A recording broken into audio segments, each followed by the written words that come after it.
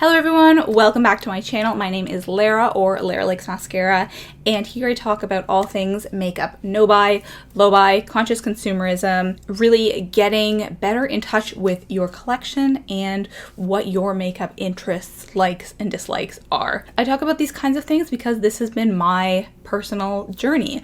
I have been wearing makeup since I was regularly wearing makeup since I was in grade 11-ish. And that's right around when I started watching beauty YouTube, much more in grade 12 and then in undergrad. And I actually created this channel after my third year of undergrad, which was 2015. I didn't actually start posting regularly until just a couple years ago, so that's a whole other thing.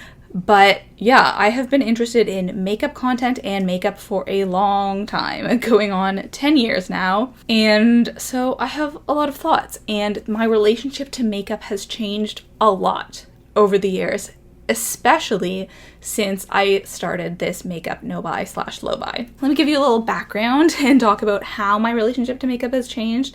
Essentially, before I went on this low buy, I was kind of like a gimme kind of person. I wanted as much makeup as possible. I cared about quantity, not quality. Because of that, I mostly shopped at the drugstore because you can buy a lot more for your buck there. I would buy stuff occasionally that was more high-end or from Sephora, but that would generally be with gift cards. My go-to gift request was always a Sephora gift card. You can only have so many gift cards, so I would still only buy a couple of high-end items a year, and those would always be my favorite products. Whereas at the drugstore, I would just buy what was cheap, especially if things were on sale. I was a sucker for sales. Flash forward to today, I have a completely different outlook. I am much more about a smaller, more curated collection. I much prefer high-end products because I just find that I value them more and I don't purchase them on a whim. It's never a spontaneous purchase. I put a lot more planning into it if it's something that I'm spending a lot more money on. And basically what shifted my mindset was, well, two things. First of all, learning a lot more about consumerism, capitalism, the way that the beauty industry and makeup industry is structured, the marketing of it. The industry wants us to buy more, and a lot of the beauty YouTubers that I was watching, that was basically their MO. Is that the right term? Just to get people to buy stuff. And there was no kind of ethical framework to anyone that I was watching. I went vegetarian in 2018 and then vegan in 2019, and this kind of transformed my whole worldview. I started thinking a lot more about ethics and how to really think through where my money went better if I wanted to support certain companies or practices. So slowly that bled over into me becoming cruelty-free with my makeup. And then as I gained more of an appreciation for the environment and climate change and learning a lot more about those things, I realized the hypocritical nature of a lot of my purchases, so I started trying to consume less. Wow, this is a lot longer intro than I was anticipating, but bear with me. Yeah, and so over the years, I've just generally tried to consume less in all aspects of my life. I switched over to buying pretty much exclusively secondhand clothing, and now I actually get a lot of my makeup secondhand, whether decluttered from friends or using the app Buns, which is a trading network. And a little bit after I started my makeup low buy, I should say it was partially inspired by Whitney Hedrick here on YouTube. She's not on a low buy anymore, but those videos of hers back then were so helpful to me really getting more into that. And then I started my YouTube channel. I was talking about my own personal journey with makeup, my makeup no buy, low buy, and encouraging people watching to embark on their own conscious consumerism journey. And because I wasn't constantly buying makeup, because my focus on makeup was very different. It went from consuming and bringing new things into my collection and trying those new things. I had to find another kind of outlet with makeup, and that became getting more out of what I already had and really exploring my collection. And for the first time, figuring out what looked good on me, what styles I liked. I was trying all of these new techniques, and this really forced me to use my whole collection. And so as a result of this, I found out all sorts of things about myself and my makeup preferences. So today's video is, after all that, today's video is going to be what I learned about my makeup preferences, specifically as a result of my no-buy. These things I would not have figured out otherwise. I just would have been on this constant, cycle of buy, and not actually thinking critically about the makeup I have and what I like. So these are, I'm calling this controversial because these are specifically things that most people do not agree with me on. I am sure there will be people out there who resonate with each of the points that I say, but I think that in all cases, these opinions are those of the minority. So definitely let me know down below if you agree with any of these, with most of these. Do you feel the same way I do? I am super curious about that. So the first one, I think some of these will not come as a surprise. I do not like lip gloss. I do not whatsoever understand this trend of lip oils, lip gloss. Granted, I have not tried any lip oils, but they have the same look and feel. They're just more moisturizing supposedly, so I already know that they would not be for me. I have this lovely Tower 28 lip gloss, so don't tell me that I haven't tried the best stuff out there. I have. This is just another lip gloss to me. I do like the way that some people look in lip gloss. It's not like whenever I see someone in lip gloss, I'm like, ugh, get away from me. Turn off the YouTube video. I don't mind it, but on myself, I don't like the look. I don't like the way it feels. I don't like the way it lasts on my lips. Actually, in my last video, I was wearing this lip gloss in the intro outro just because I feel like I should get some more use out of it, and it kind of went with the look, but I wiped it off right after. Right after filming that, I will tell you that. I know I'm not the only one in this camp, but the moment right now just seems to love lip gloss, and I will never buy any. I do think that some of my opinions have changed over the years. Often with trends, the first time I see them, I'm like, ooh, I don't like that. The second time I'm like, okay, it's growing on me. And then after I've become inundated with seeing it everywhere, then I come around to it. For example, biker shorts. I used to hate the way that they looked. Now I am obsessed with biker shorts. But lip gloss, I mean, this has been years that lip gloss is in, and I still don't like it. So I don't think my opinion is changing anytime soon. Okay, my next point is that I do not like bronzer. This has been a little bit of a journey for me because I think that there probably are some bronzers out there that I would like, but I just haven't had any good experiences as of yet. And I have panned bronzers, so I use them, but I just don't find it particularly enjoyable experience. I do actually like contouring my face. I have this e.l.f. bronzer, which is way too dark for me, and I have the NARS Laguna bronzer, but I think it's because both of those are super dark and more meant to be worn as contour, so it actually makes a difference. Whereas if I'm just taking a bronzer, say this Physicians Formula one, which is, not too dark of a shade, and I just sort of give it a swipe all over my face, temples, in my hollows of my cheekbones, and down my chin, I don't see anything. I feel like it does nothing. It just adds an extra layer of powder on my face unnecessarily. So I'm not enjoying panning this. And I still do not like bronzer. I know, again, everyone loves bronzer. Everyone is obsessed with bronzer, but I just do not get the hype. Okay, another gripe I have with bronzer is that I actually don't feel like you can tell a difference most of the time. What I should do is the same face of makeup 2 days in a row. One day I will wear bronzer, a lot of bronzer to try to make it obvious. The next day I will wear no bronzer. And I'm willing to bet it would make no difference. I will film my face these 2 different days. I'll take pictures just to prove that there's no difference, because I used to never wear bronzer because I was like, there's no point. And I stand by that, but I need empirical evidence for y'all. Okay, the next thing that I think is going to be a little controversial, because again, most people feel the complete opposite, is that liquid and cream products suck.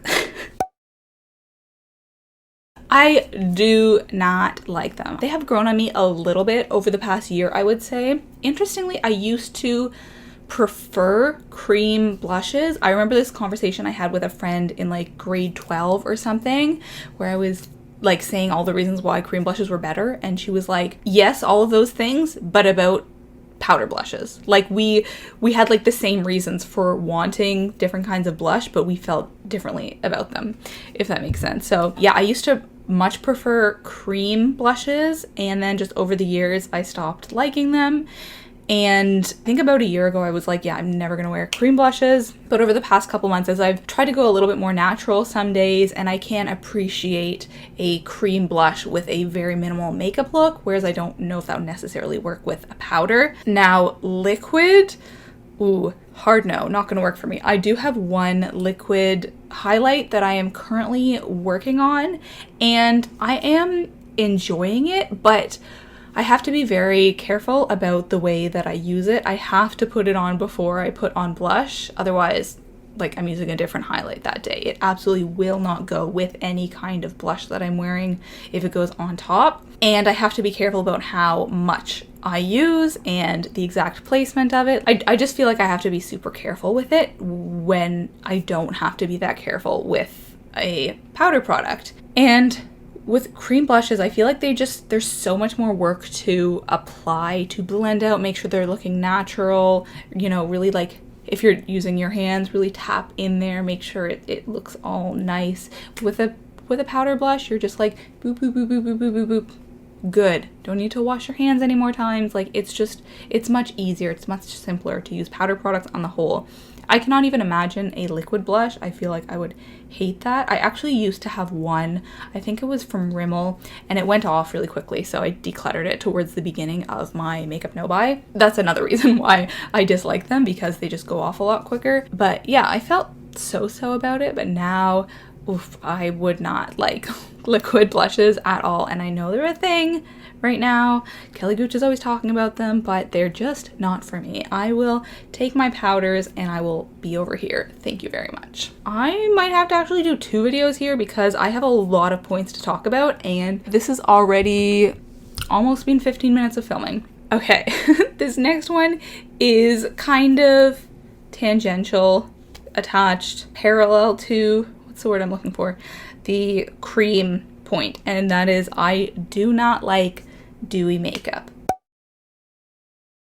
At least on me. I think that the dewy makeup look has grown on me when I see it on other people, but on this skin type, absolutely not. In the summer, absolutely not. I have very oily skin. I am someone who sweats a lot, and so that combined with dewy makeup is not a look that I will be going for.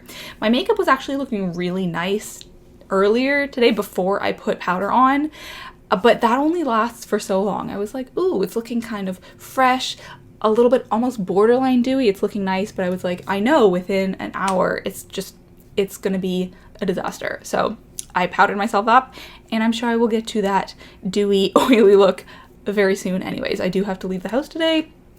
It's warm out, so I will achieve that whether I like it or not. I appreciate that other people have normal skin or dry skin, and so they are aiming for that dewy look, but on someone like me, just not at all. And even sometimes when I see people who do have dry skin having a very dewy makeup look, sometimes it's still even too much for me, especially if it's like a reel and they're doing like a close-up on their face, and some people are like, oh, you look so dewy and healthy, your skin looks amazing. I see it and I'm like, ooh, that is a little too much. Like, you are full on shiny, you are sweating, you are oily, not a good look. But that's just because I'm like thinking about that on me, and that kind of look, I'm like, too much oil. And I just have to note, this isn't makeup, but like the slicked back hair look, I feel the same way about this. On other people, I am sometimes okay with it. I'm like, okay, you got a nice like slicked back bun, you look very elegant and put together, but on me, oh man, I tried to do it once. I even used like some gel to properly slick back a ponytail. It was terrible. I did it right before I was washing my hair because I was like, just in case this looks bad. So it was a bit greasy to begin with, but I think that's how you're supposed to do it. Like, you're not supposed to do it on clean hair, and I hated how it looked. I also think that this might be better for people with dark hair, because then your hair doesn't look like oily. It's kind of like, I find that it's not as obvious when dark hair is oily because the color doesn't change, whereas my hair, it becomes like many shades darker when it's greasy. So yeah, not for me at all. I will insert some pictures in here for sure. Okay, my next controversial opinion is that cruelty-free does not actually mean cruelty-free. This is actually not really a hot take, but I just needed to fit it in there because I don't talk about it a ton. I consider myself cruelty-free. I don't purchase that much makeup, but when I do, I make sure that it is from brands that have been certified cruelty-free because I am trying to cause the least harm insofar as is possible. We will all cause harm in one way or another. We all need to eat and consume things. But if I'm not specifically harming animals, that is one step that I can make, just as in, cutting out meat and dairy is one step that I can make of many in order to minimize harm. But cruelty-free makes it sound like there is no cruelty involved in the process of creating makeup, and that moniker shouldn't necessarily apply. Cruelty-free refers specifically to animals, so it really should be, this product or this brand is animal cruelty-free. You cannot truly say that a product is cruelty-free if they employ child labor, if they do not adequately pay their employees, if they use mica or however you say it, if they are causing all kinds of environmental harms. I don't think you can really call any brand cruelty-free under capitalism. I get why it's called cruelty-free, but it's not quite accurate. And many people have talked about this before. So again, this is not a hot take, but I want to squeeze it in there because it is one of my opinions. Okay, this next one. This one I actually do think is controversial because you guys comment on it all the time. A lot of you agree with me. A lot of you don't. I have done specific videos on it before. I think I did a whole video where I was talking about old makeup or the oldest products in my collection, the stuff that I really should get rid of. I will link it here. But my opinion is that old makeup is fine. It's no big deal. Use makeup as long as you want to. In all seriousness, I know that there are actual, real world health hazards. There are real reasons why makeup has expiration dates. You can get infections, you can have breakouts if products are too old, and I do not want to, put anyone in harm's way. But I do think that expiration dates are far too stringent. But again, we need to understand that there is an incentive for companies to make money here, and so they're going to err on the shorter end in terms of how long a product will last.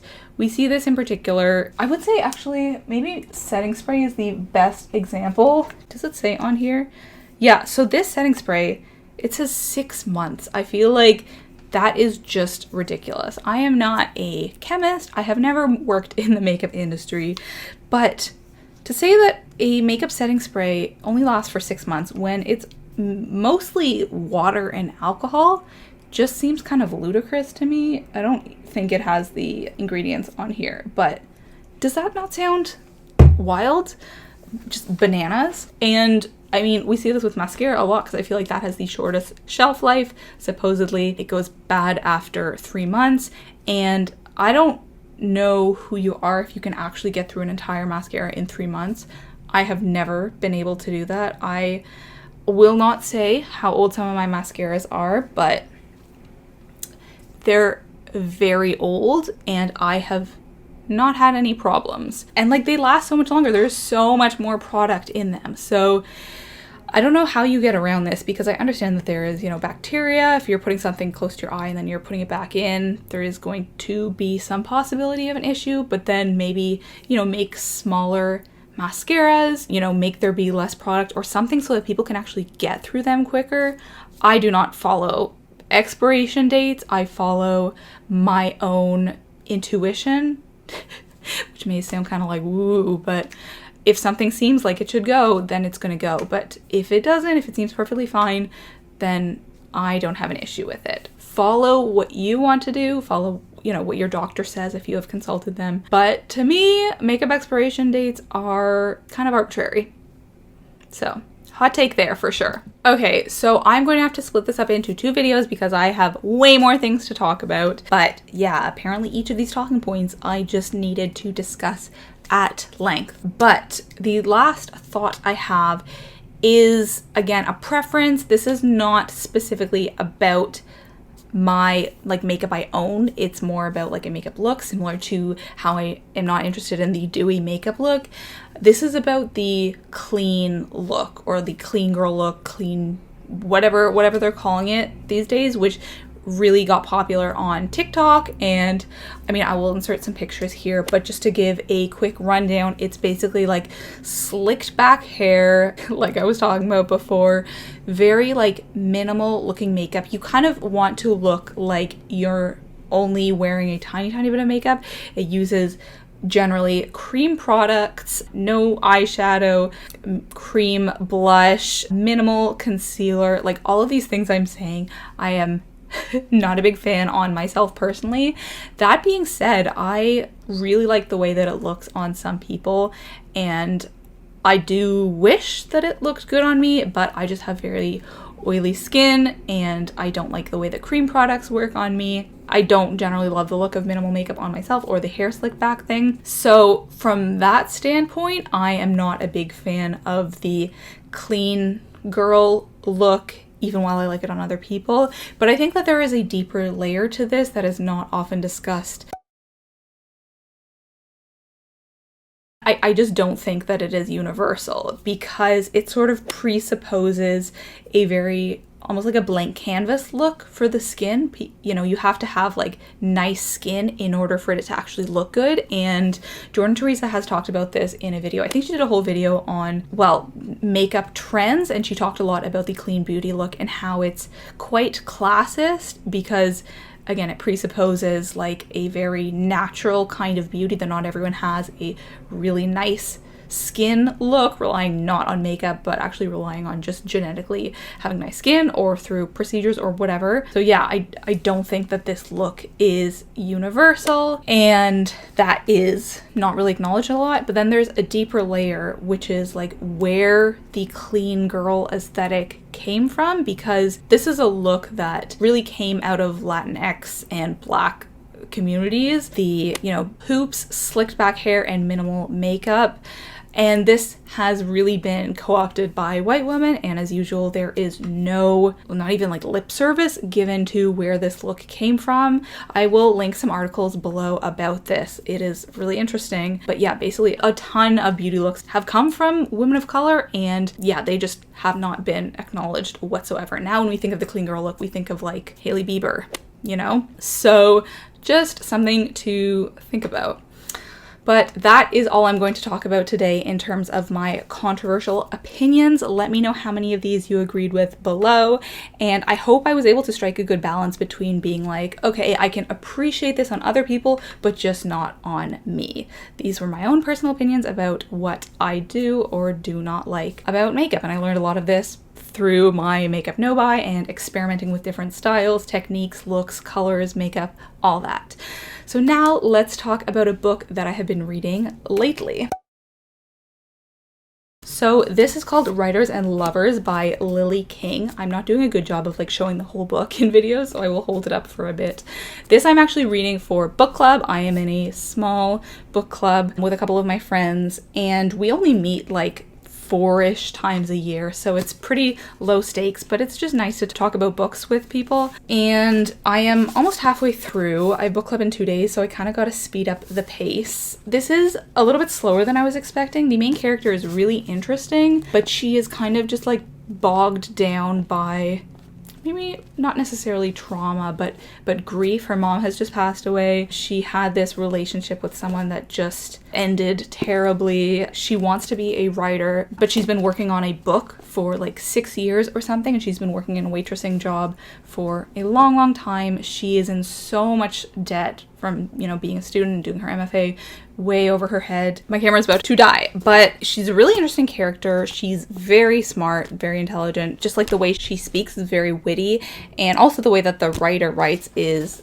definitely unique. She's kind of quirky. She's very perceptive. It kind of reminds me in a way of Call Me By Your Name. The descriptions of what the characters do is just like weird. I don't know. I do not know how to describe it, but very well written. I am enjoying it. It's been a bit slow, but something interesting just happened, so I'm hoping that that continues throughout. And it kind of is also a romance. She's meeting a bunch of men and she's not in a relationship, but she's kind of open to it. But it's basically about, you know, her relationship to her mother and her parents and trying to write this book. So yeah, that is going to be it for today's video. Thank you so much for watching, and I will talk to you next week. Let me know if you want part 2 at some point. Bye!